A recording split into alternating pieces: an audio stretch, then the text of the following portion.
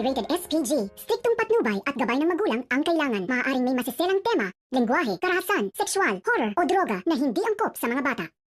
Sisiklab na nga ang malaking kaguluhan sa pamilya Torrecampo matapos na ngang talikuran ngayon ni Greg itong si Edward at nalaman na nga rin sa wakas ni Edward na hindi talaga siya isang tunay na Torrecampo.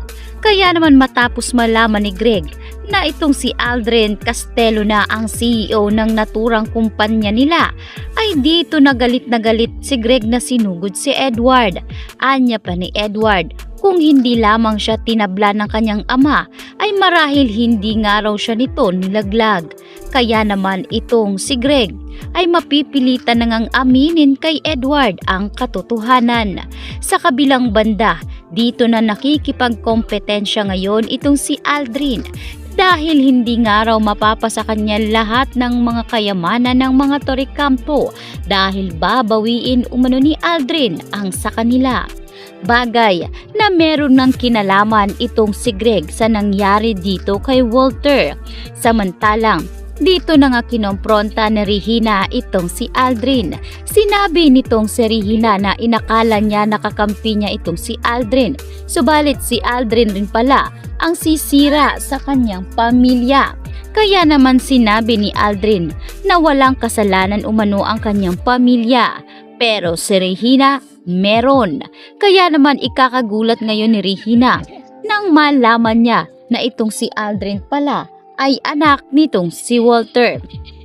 Sa pagkakataong ito ay paulit-ulit kang sinusumbatan nitong si Aldrin dahil sa naging kalagayan nga ng kanyang ama ang pagiging kapabayaan nitong si Regina at sumama nga ng tuluyan dito kay Greg Torrecampo.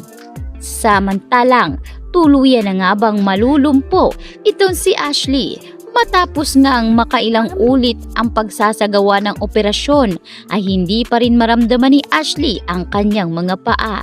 Ngunit pangako nitong si Paolo kay Edward, hindi niya hahayaan na may anak siyang malulumpo at uupo ng mahabang panahon sa wheelchair. Gagawin umano nitong si Paolo ang lahat para makabalik nga mula sa paglalakad itong si Ashley. At kung kinakailangan sa ibang bansa isagawa ang operasyon ay gagawin umano ni Paolo.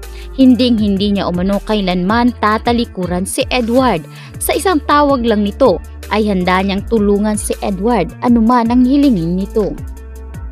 Samantalang pakakatunghayan naman natin ang tuluyang pagwasak sa mga sekreto ni Regina dahil malalaman lang naman ni Edward ang katotohanan na hindi niya talaga pala tunay na ama itong si Greg at half-brother niya lamang itong si Paolo. Hindi nga matanggap ngayon ni Edward ang kanyang malalaman na kaya siya hindi matanggap-tanggap ng amang si Greg ay dahil hindi rin pala siya nabibilang sa mga Torrecampo.